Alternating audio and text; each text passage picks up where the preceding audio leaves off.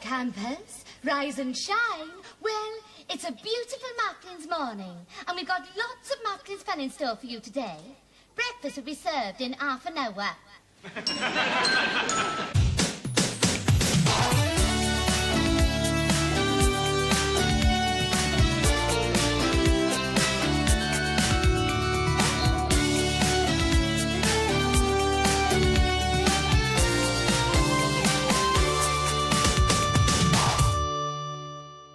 Hello, campers. Welcome back. Thank you for tuning into my little show. I'm really excited about the person I have today because this is one of somebody who inspires me and who has influenced me. He's an Emmy Award-winning producer, co-founder of World of Wonder Studios. He is a co-creator and executive producer of Drag Race. I love the career he's forged for himself, and it's kind of the lane I'm trying to put my own career in with my media projects and the book and everything that I'm doing, the podcast. So I'm really trying to forge my own path, like I said, and Fenton is one of those people who's really inspired me. So yes, Fenton Bailey is joining me today of World of Wonder. I'm very excited. He's a wonderful human being. I first met him a couple years ago in Toronto at a book signing for his book Screen Age, which is fantastic. We'll talk more about that. It's well worth reading. You'll learn a lot about pop culture and camp, and Fenton just has kind of the same twisted brain that I do, and a lot of you do as well. So there's my introduction. I'm so thrilled that you're here, Fenton. Thank you for joining my little podcast and for giving me some of your time. It's great to talk. And yes, we do share the same twisted sensibility for trash and treasure, right? Where do you think that comes from for you? Because I'm guessing for me, it's always been there. I've always been drawn to that.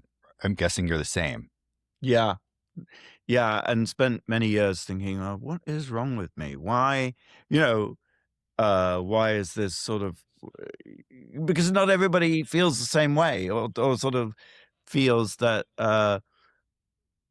television in particular, is such a sort of rich, it's just full of such crazy stuff. And I do find that people are so critical of TV and sort of negative about it when I sort of feel it's kind of a magical medium, And when people talk about how TV is powerful, invariably they're using it in some sort of idea of it brainwashes people. It is responsible for people's bad choices and failings, when in fact it's not the TV's fault, For me, it was always escapism. It was kind of like being able to go into you learn a lot about the world. The people who are like, TV rots your brain. I learned everything I know from Sesame Street, and then from watching what I would call maybe trash, like Coronation Street. As a kid. There you go.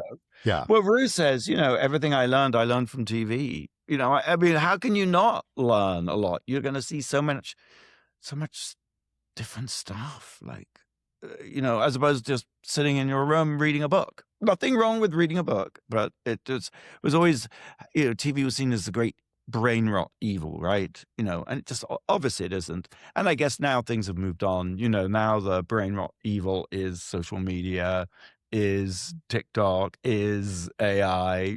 These are the devils of the day. Yeah. And TV cable news. I always tell you, do not watch the news. You'll be a much happier person. Read it. Don't get sucked into watching a news network. Right. That is. Which they've tried to turn into entertainment. I find that fascinating.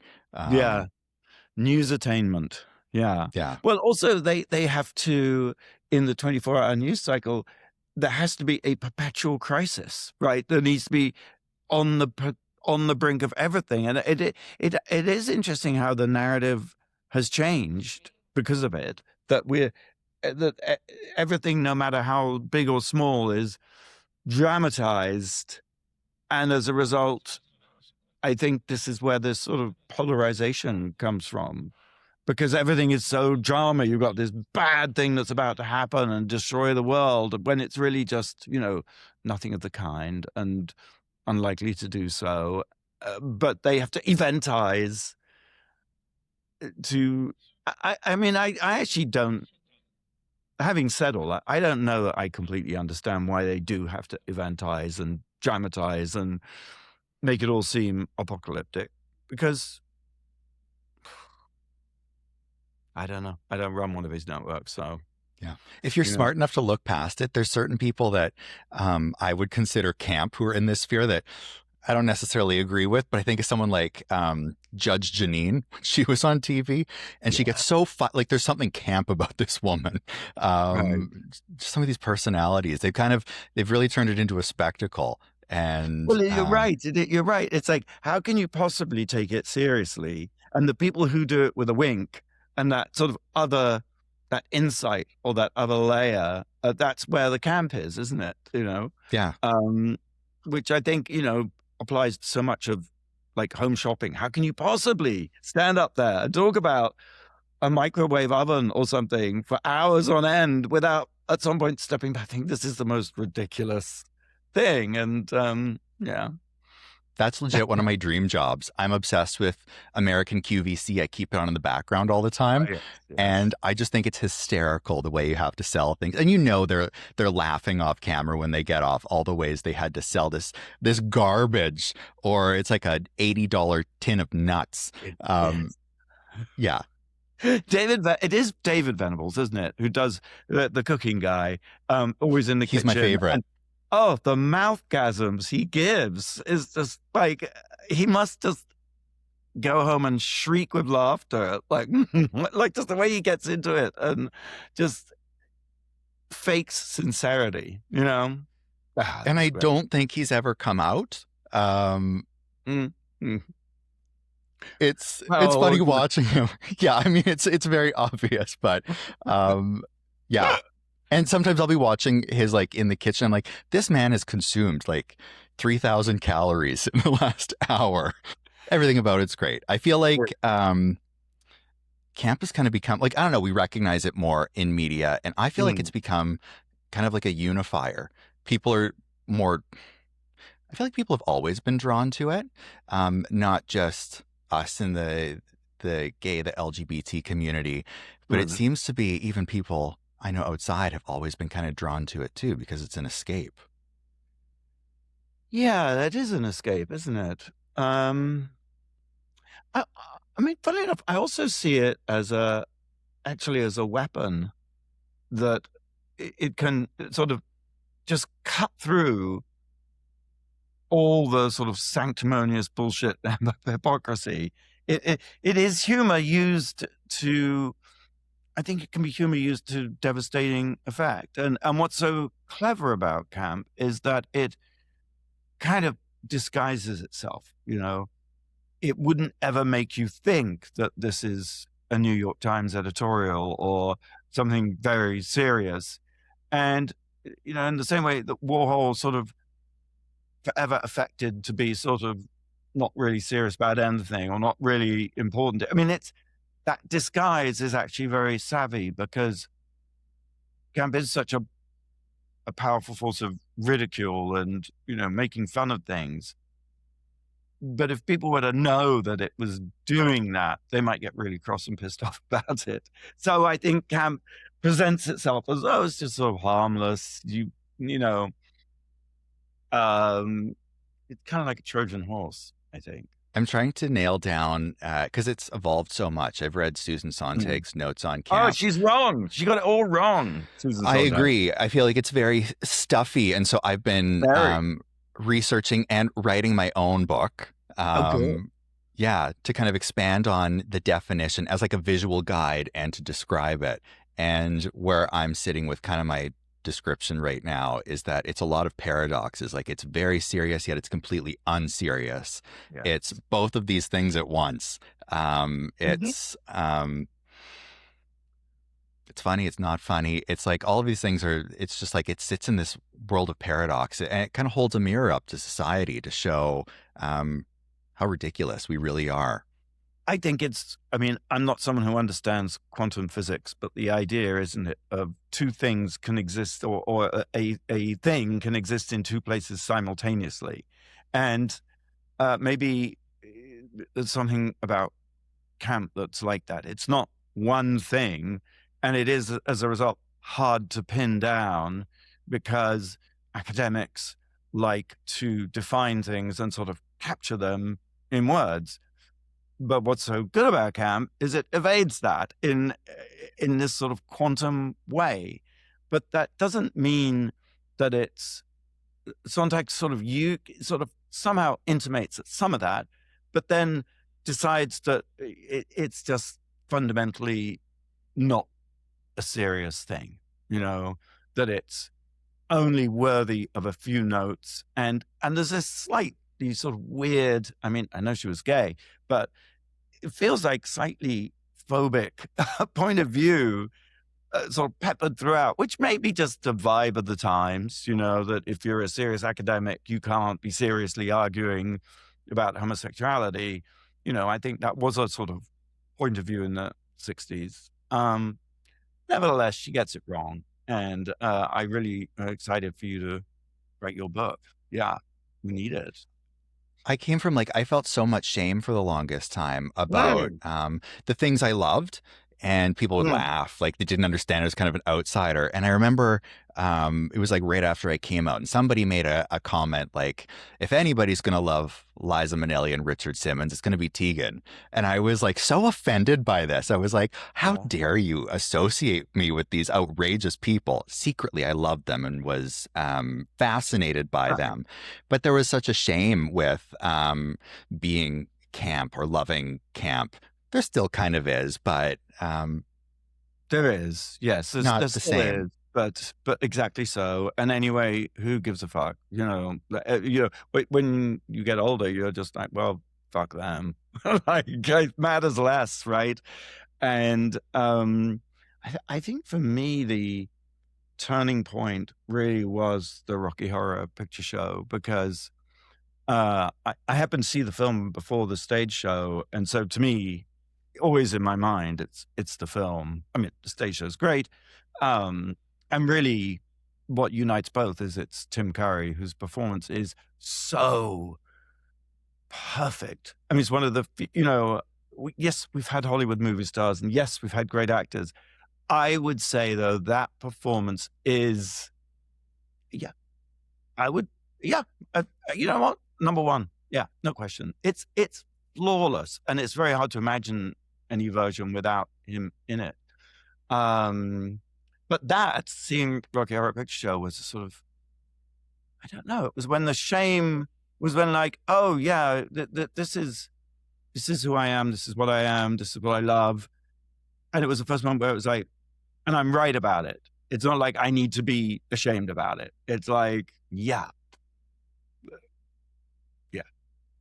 Rocky Horror, I need to go back and watch that again because it's legitimately been about maybe 15 years since Right. I've seen Rocky Horror. I need to go back and give it a watch. From what I recall, you're completely right about Tim Curry in that film. I definitely need to. That might be what I do this weekend. That's going to be on the watch list.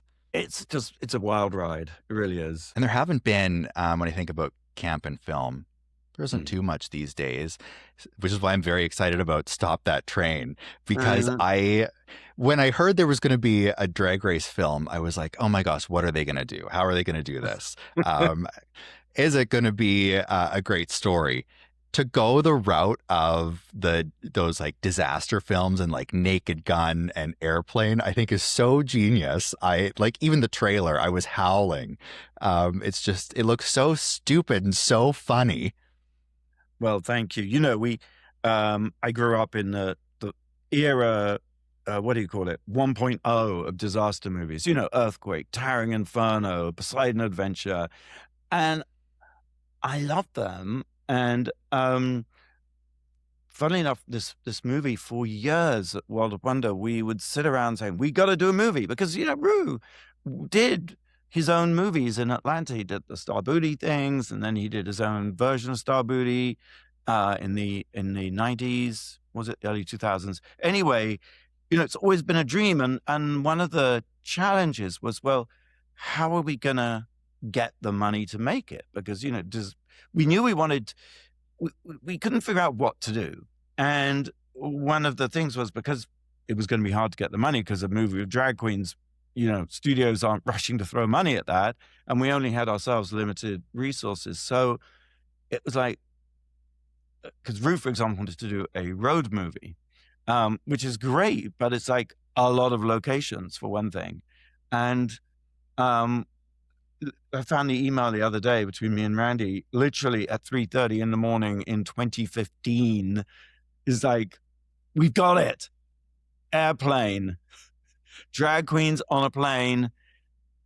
Don't tell anyone. And the reason I said don't tell anyone was because we're so paranoid if we talked about it, someone would rip it off, even though the idea itself was kind of just a rip-off Airplane, But the point being that it's all on a plane. So you only have one location, the plane doesn't even need to fly in the air, And then when Adam Shankman joined as a director, he'd worked on Drag Race and done these amazing choreographed musicals, in a matter of hours. I mean, that's the thing about Drag Race. There's never enough time or money to do anything, but it's amazing what the queens can produce. And Adam was very much in that spirit, even though he's studio director and everything. But Adam was like, we should move it from I think we should be better on a train. And in many ways, of course, yes, a brilliant idea. I will just say, though, that trains have bigger windows, and you see the countryside whizzing by. On a plane, you can just pull down the blinds and fly at night. So it did have a unanticipated impact. Was all the CGI and stuff needed. And this has been a long time in the making, because you said 2015, but I don't know when I first heard that World of Wonder wanted to do a Drag Race movie. I remember hearing that a long, long time ago. Like maybe it was even before 2015. There was stuff out there like it was being explored. You wanted to do a Drag Race movie. It takes so long to get anything made these days once you have the movies, concept. I mean, I am really excited about some of the movies that are coming out, because I feel that there is a shift. I do think movies have become this very arcane Byzantine business and they take years to make, and the financing falls apart, and everything costs so much. That's why personally I've always loved TV, actually, because it's so doable. And so it has been a long time. But I think really the reason we ever entertained the idea was also going to see Drag Race in a bar. It's fantastic to see the show with an audience. And that's how Randy and I grew up, was seeing shows in East Village, at the Pyramid, with an audience. And so even though drag is great on TV, because, you small screen, big impact, it's perfect for TV. But the one thing you're missing is that audience thing. And I think that was always the dream of if it'd be great to do a movie and bring an audience together for that experience. Well, Drag Race is totally a unifier, like going to bars to watch. And I don't know many people who go to the theater anymore, but when this movie was announced, so many people got in touch and said, we're going to this on opening night, right? Which I think is June 3rd. June 12th, yeah. June 12th, okay. Yeah, and it's just, same day date in Toronto as in the rest of the States. Well, not that, don't get me wrong, I am not saying Canada is a state. God forbid. But anyway, Canada and the States are releasing on the same day and date. Yes. And it's Mongrel Awesome. Films up in Canada. And every time I see the title, I don't know if anybody else has thought of this. The first thing that comes to mind is that there was a Sesame Street film, and it was called Follow That Bird. And it was a Big Bird movie. Huh. Good point. But did it have exclamation points after each word? It didn't. It had just one at the end. But every time I see Stop That Train, I also think of Follow That Bird, which I want to rewatch because there's a ton of celebrity cameos in it. It looks, I remember watching it as a kid, but yeah. One of those big ensemble films. Well, that was the great thing about the disaster movie, wasn't it, too? They just became these ridiculous ensemble films, all the stars, current and has been, in the Poseidon Adventure or Towering Inferno, it'd just be one person after another, after another, after another. We were talking about how hard it is to get things made, and you've been sticking with this for a long time. Like you've been creating for a very long time, and Yes, because I'm very old. no, It's true though. well, I mean, we're all getting older, and you look back and you're like, wow, I've been at this for a while. Like I've been working on my projects now for 5 years since I decided to kind of veer into this career path, but it takes such a long time to get anything made. And you've done some amazing stuff, like The Eyes of Tammy Faye, one of my favorites, Party Monster. I love that you have your own streaming network, Wow Presents Plus, kind of like I call it the gay own network. Thank you. Yes, right. I mean,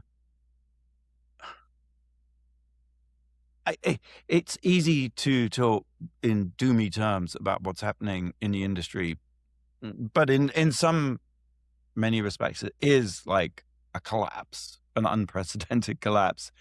And I guess we saw that there was only a future if we owned our own work and if we were able to distribute it, because what is happening and continuing to happen and will continue to happen is the audience is fragmenting. And so the model of networks, and I would even say the model of massive streamers kind of is somewhat in the past, or because audience is just fragmenting and fragmenting and fragmenting. When you were growing up, when I was growing up, a handful of places to find something or watch something. And now literally thousands, right? And every day there's more, all the social media, all the streamers, plus the cable, plus, so, and ultimately it is, everybody is their own brand. And so funnily enough, I think two things have really been our guiding inspirations. One is drag and the other is public access. And they're both sort of related in the sense that, a drag artist, in addition to the amazing outfits and the sheer spectacle, drag artist also, though, curates their audience, works to really brings their audience with them. And a drag queen is kind of not a triple threat, but a multi threat. Like they do the marketing, they do the promotion, they do the advertising, they do the whole thing. And I do think that that's what is now. That's exactly what the kids are doing. They are their own brands. They are their own channels. They are their own networks. And in some ways, I think that's great. In other ways, I'm like, we need the shared experiences. Yeah, you're they right. kind of bring us together. Yeah, and in truth, this kind of talk about industry collapse.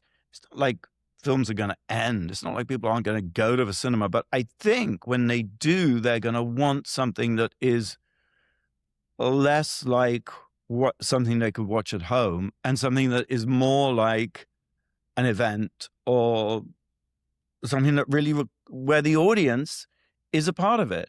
And I think that really struck home with me. Well, Rocky Horror Picture was very much a pioneer in this space, however intentionally. But, people would dress up. They would go to the theater. They would spout the lines. The success of the film had every bit as much to do with the fans and the audience as it did with what was on the screen. And I think that model, even though that was in, 76, it's about, how old is that model now? Like 50 years old, is what we've seen some of the most successful movies. Well, Barbie, everyone was dressing up. And I think that sense of like, I'm not just an audience member. I am a participant.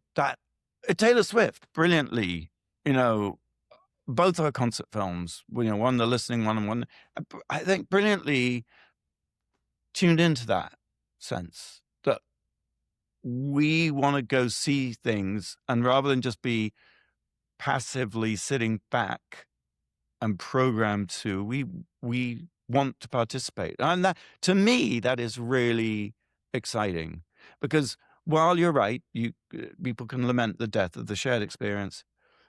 If you look at something like Backrooms, which I haven't seen, but I'm very excited about it, the way that started out as this sort of shared meme kind of idea that almost built up a lore through everybody's engagement on YouTube. I mean, I'm sure it's going to be massive. And I just think we're going to see much more of that, where the fans are really, it sounds empty to say, but the fans really are in control, actually.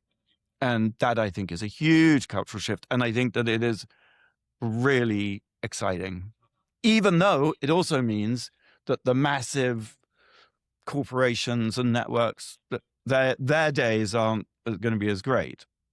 But what is created by fan culture is greater than that.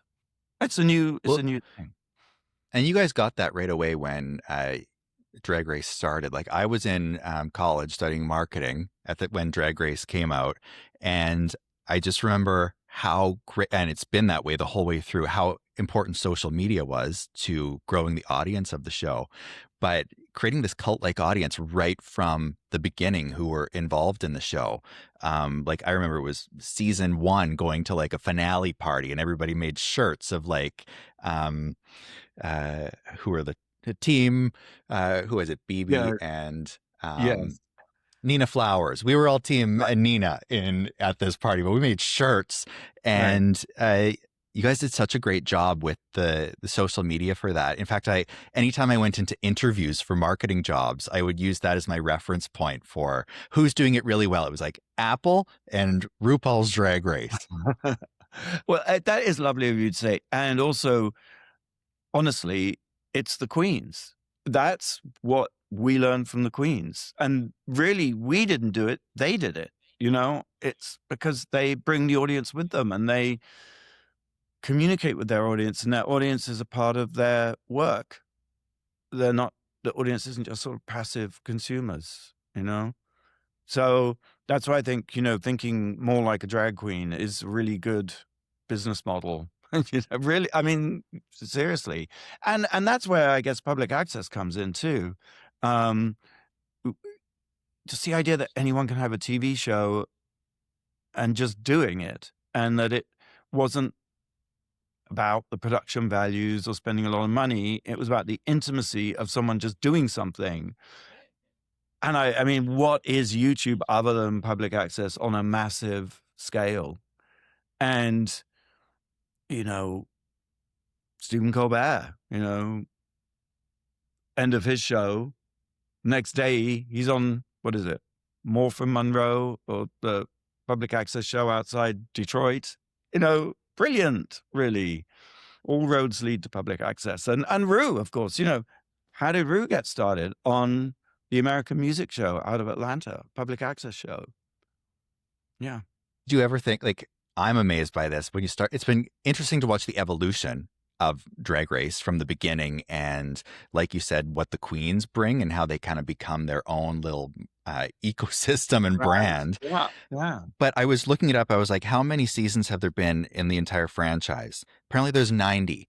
That puts you up there with like Star Trek. There aren't many universes that have had that many seasons. That's impressive. I would imagine that that's something you never could have foreseen in the beginning, that this would be the path. No, I mean, we've made lots of shows, and you hope the best for your shows are like babies, and you hope that they thrive and prosper, and the reality is most of them don't. So we went into it with no expectations, and it was just, I mean, it really was just like magic. It really was. And I say that just because it can't really take credit for it. It is the Queen's. And I mean, we have an amazing team at World of Wonder, and we all work together, and many of us have been working together for decades, and it's just really, it's one of the loveliest things about the whole thing is like having that sort of like extended family. I mean, yeah, it's a job, and I think people get sick of their jobs, understandably, but there was also a really lovely vibe and a sense of togetherness, Mm. It does become work, but to have that kind of longevity as a team and in popular culture is so rare. And usually people don't realize it until they look back and be like, oh my gosh, we really like blazed a trail there. Like we really did that. And who knows if somebody will be able to catch up to that record. Like it's that kind of longevity is so rare. It's something to be like very proud of. Well, thank you. And absolutely. At the same time, though, I do think drag as an art is the medium for our times. We started off talking about camp and how it is an escape. And I do think that, like, as our problems seem to get more and more complicated as a country, but also as the world, things are so complicated. And as certainly in America, we seem to be living in a reality show of nightmarish proportions. You need something like drag is just so brilliant at capturing the insanity and the awfulness of it, and then also making fun of it. It's not just comedy. There's something else to it. And I guess it's a cliche, but born naked and the rest is drag. We all are presenting, and we all are performative in our lives, and increasingly so because we're more and more on screens all the time. And so we all end up with these sophisticated, multiple versions of ourselves that play out in different ways on different screens. But to me, like, what is the art form that can do all that sort of captures all that? It's drag. I don't really see it as modern art. I don't see modern art doing that. I don't see, no, I was about to say I don't see much in theater, but actually, if you look at Titanic, I mean, that's a drag show. And Oh Mary, that's a drag show. So when you look at some of the most exciting hits, they are, it's happening there too. So, yeah. I remember years ago, I think it was on RuPaul's What's the Tea podcast. This has to be a decade ago. But you were talking about some of the other shows you had pitched, developed. And one, I'm hoping this is not something that's just like a fever dream that I made up in my head, but there was something being developed that was the search for a telenovela star. Yes. And I thought that was the most hysterical concept, the way it was described. How much do you remember about this? Because my favorite was the elimination.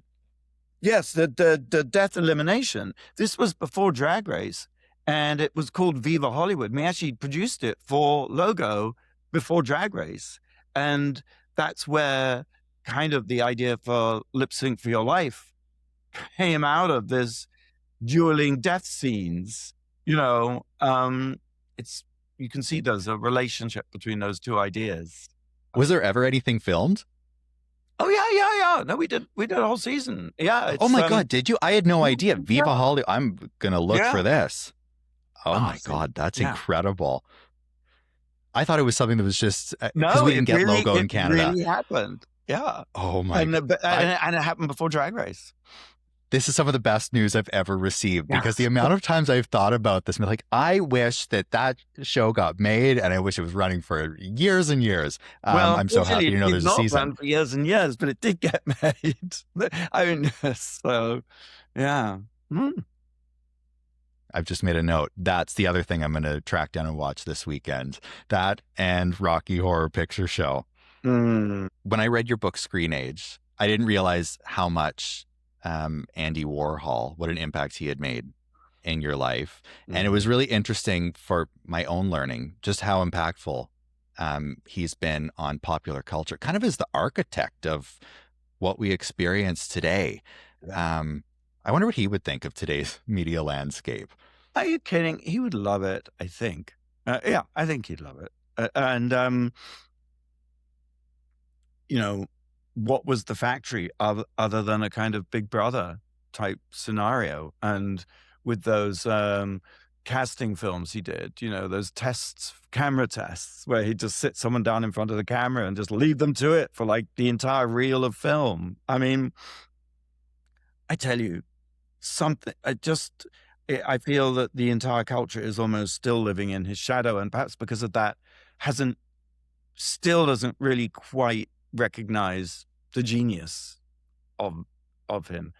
I remember as a kid, like I was 12 years old and I saw the Brillo soap pad boxes, and I was like, it sounds pretentious maybe, but it literally hit me between I'd seen paintings and knew about the Mona Lisa and, but then to see this Brillo soap pad box was just an emotional connection.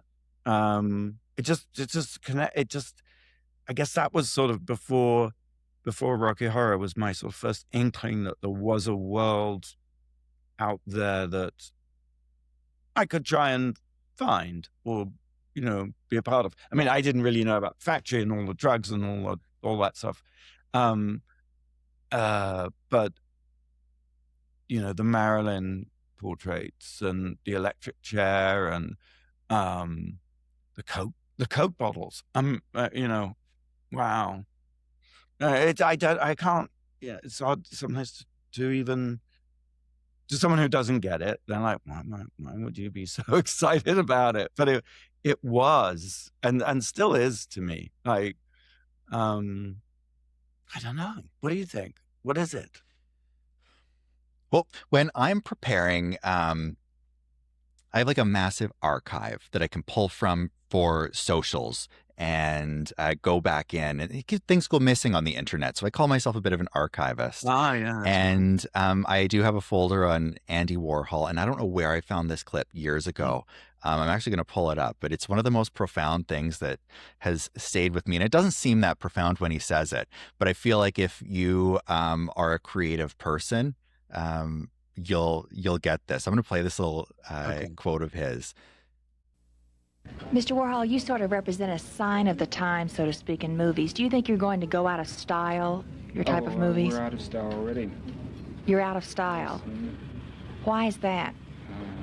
Well, because things happen so quickly. What would you say is in style now?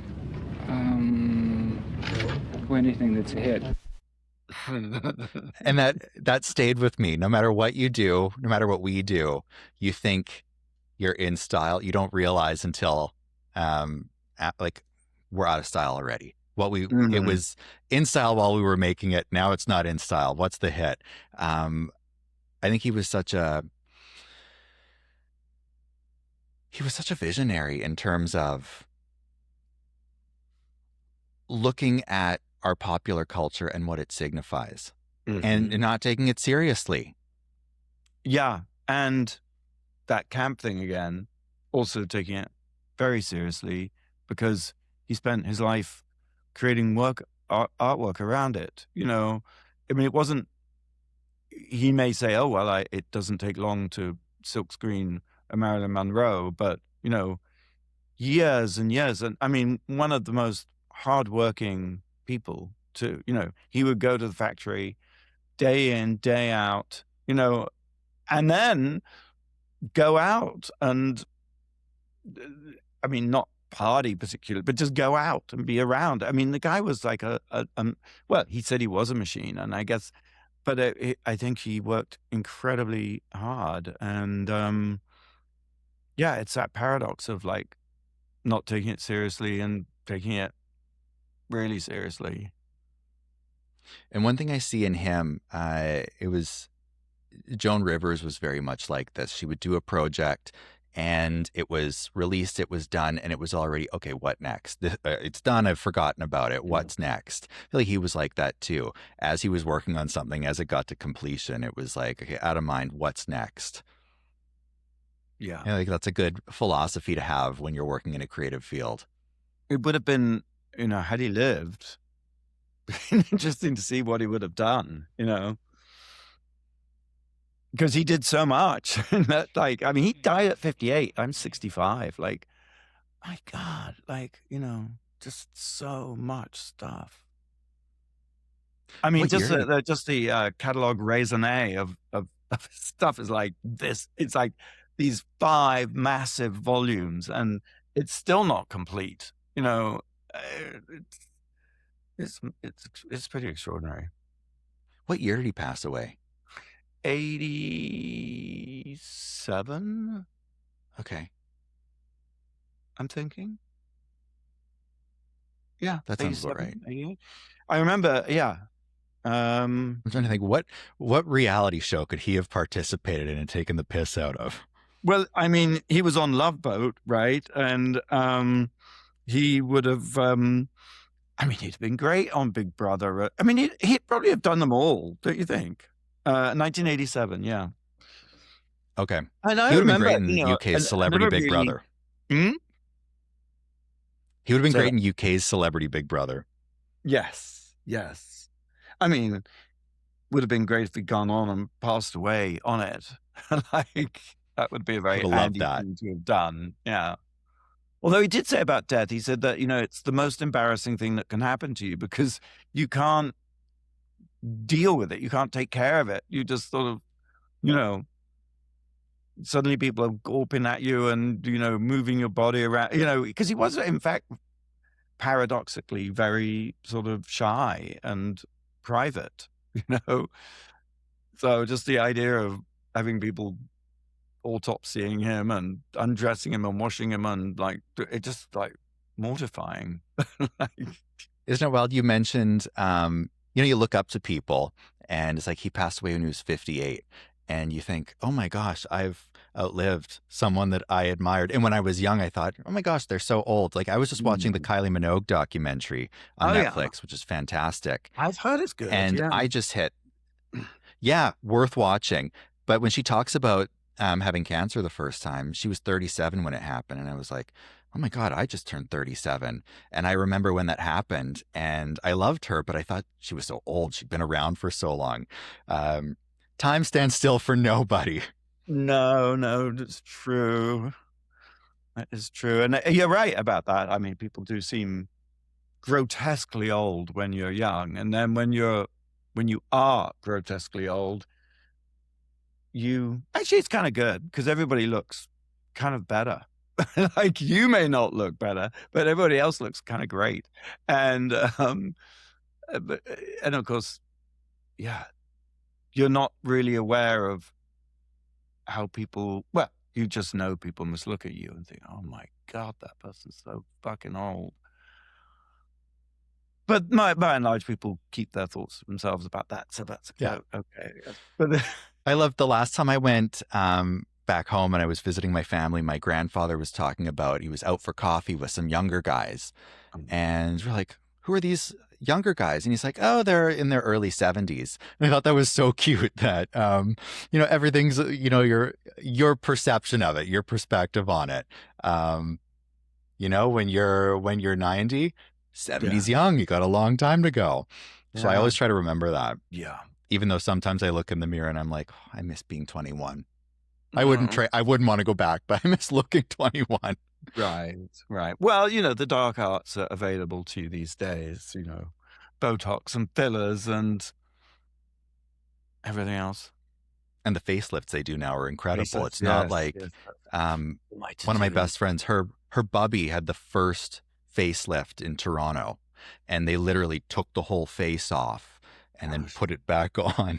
And her daughter went to pick her up and her entire face was black. It was so bruised. Horrified. She looked great afterwards. Oh, right. It's come a long way. Oh, yes, it definitely has. Yeah. Yeah. And I love the people who have had bad plastic surgery. That's Yeah, one of my like if you're gonna favorite. do it. You don't have to like be coy about it, I think. But people are so judgmental. And, I think when I think of this, to me, Amanda Lepore is a kind of combination of drag and Warhol in one. I mean, she is the sort of that Marilyn image in real life. And I think like it's your body, do what you want with it. Like why people get so, yeah, people don't have enough to do, I suppose.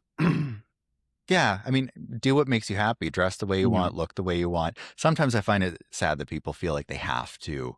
They have to look a certain way. They are Yeah. doing it because they feel like they need to. That to me is kind of sad.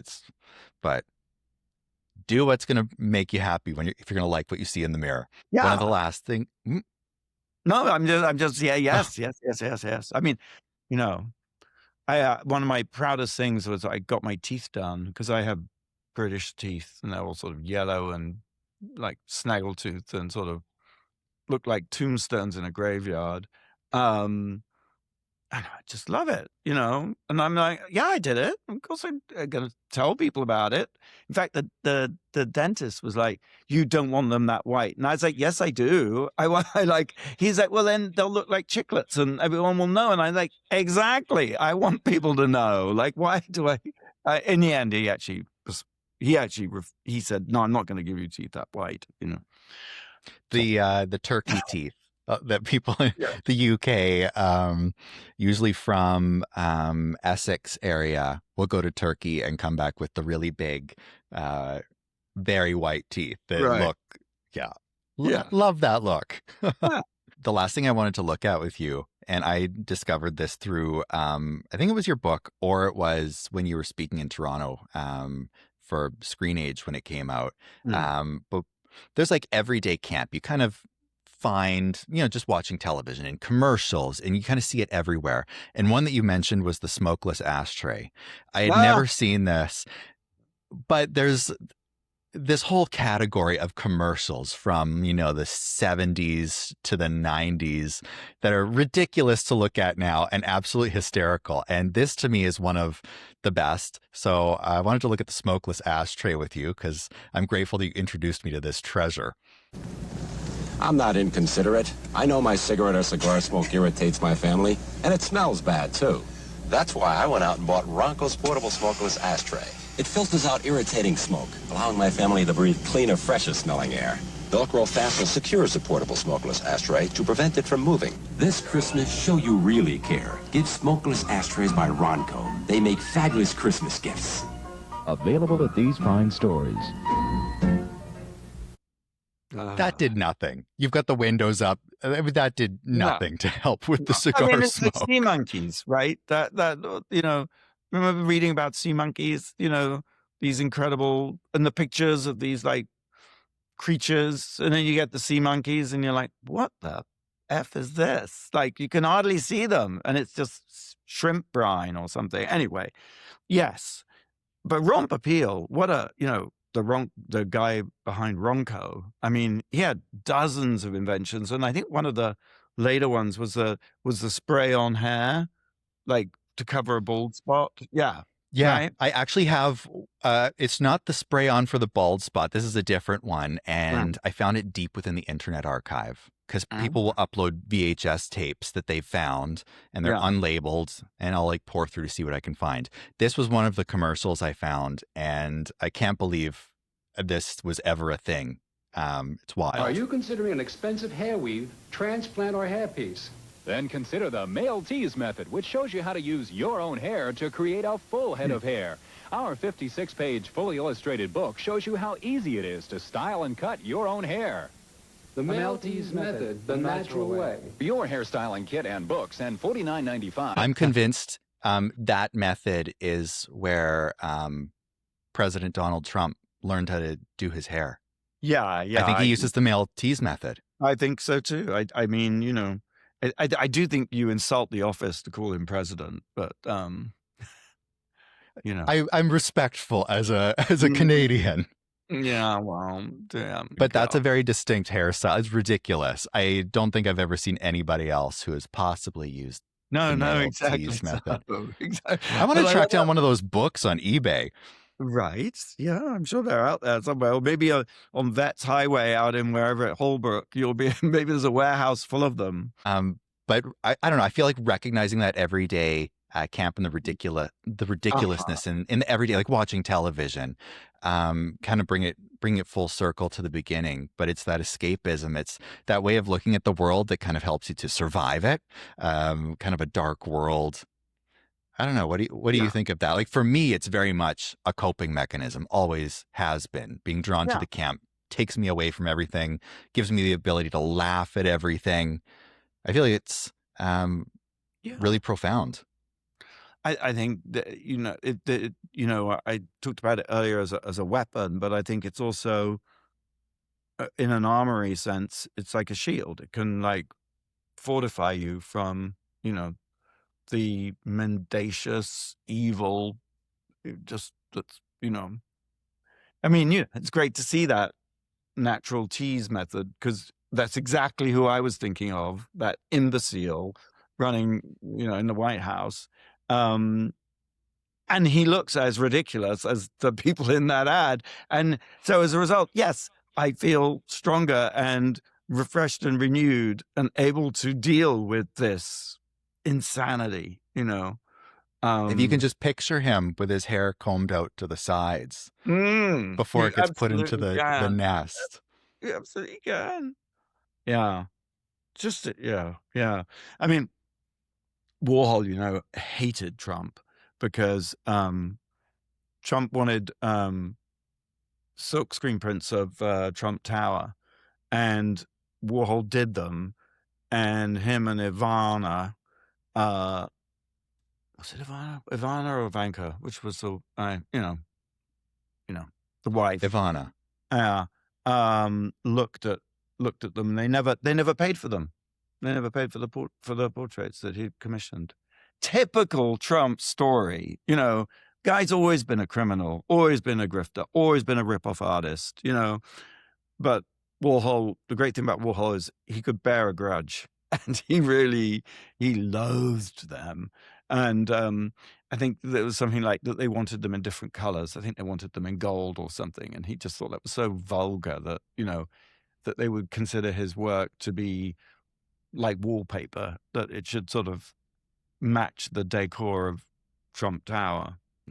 So I will say I secretly love that style of the all gold, like on the plane, the gold toilet. I think I get that from my grandmother because she tried to model her house like that. It was actually a trailer. But there's something about it that's so comforting and glamorous and aspirational. Yes. I mean, yeah, I get it. It's just, I mean, weirdly, he's not camp, but he does sort of, he does. I feel like it takes time to recognize something as camp. Once you're out of the darkness of it, like I think of Sylvia Brown and some of those readings where she's advising people with like missing and murdered children, and it's horrific. She ruined their lives. You watch the footage now and it's kind of like it's dark, but it's kind of comedic. It's, I think, the highest form of comedy. But at the time, you could not laugh at it like that. It's like shocking. But I think it takes like 15 to 20 years before something that is terrible can be considered camp. Enough time has passed.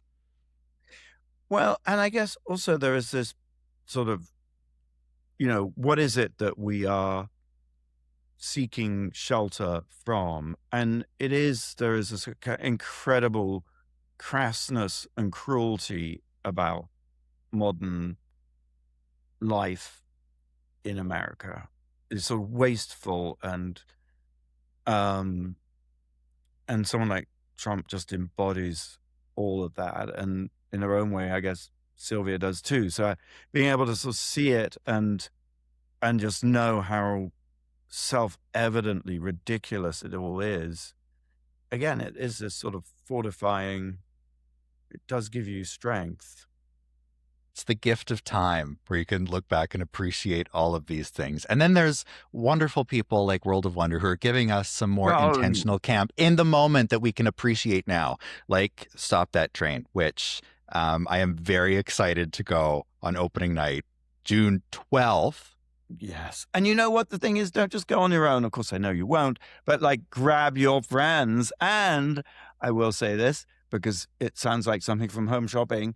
You don't just see this movie once, you see it many times because there's so many things in it. I mean, it is joke after joke after joke after joke. And there's like Easter eggs and little things here and there all over it. And I've watched it now dozens of times, and there's still things I see that I haven't seen before.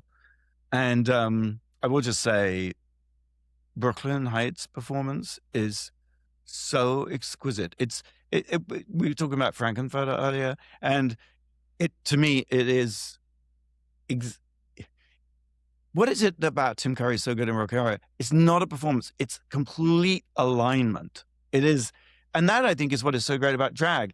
Yes, it's a performance, but there's a sense in which it's always an extension of someone. You know, it's like, yes, they're doing this, that, and the other, and they look like this, that, and the other, but it's an extension of themselves. And Brooklyn plays this cunty train stewardess. It's so brilliant, so precise.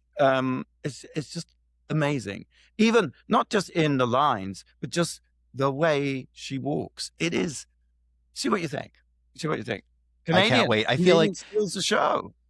I feel like Brooklyn has one of those, like the on-camera personality reminds me of, Joan Collins off screen is the warmest, most wonderful, loveliest person. And anytime the camera's on her becomes Alexis Carrington. Like Yes, that is who she is that character. That's exactly it. Exactly. And, Alexis just knew exactly what she was doing. She's chewing up the scenery, spitting it out, and such a fantastic pairing with, what's her face? Crystal.